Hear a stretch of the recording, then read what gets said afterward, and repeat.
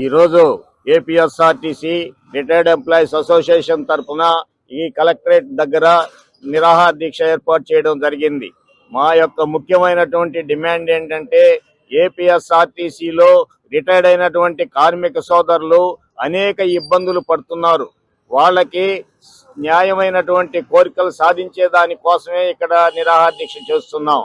Minimum 9,000 రూపాయలు minimum pension ఇవ్వాలనేటటువంటిదే మా ముఖ్యమైనటువంటి డిమాండ్.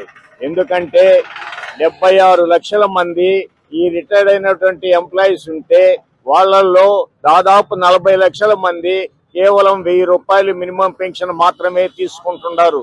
ఇది ఎంత దౌర్భాగ్యమైనటువంటి పరిస్థితి. రాష్ట్ర ప్రభుత్వం వృద్ధులకి 4,000 రూపాయలు మినిమం పెన్షన్ ఇస్తుంటే ఈ కేంద్ర ప్రభుత్వం మోడీ గారు ఆలోచించకుండా కేవలం 1,000 రూపాయలు మినిమం పెన్షన్ ఇస్తే ఏ విధంగా రిటైర్డ్ అయినటువంటి కార్మికులు సోదరులు బ్రతకాలనేటటువంటిది ఆలోచించాల్సినటువంటి అవసరం లేదా అనేటటువంటిది ప్రతి ఒక్క కార్మికుడు ఆలోచిస్తున్నారు.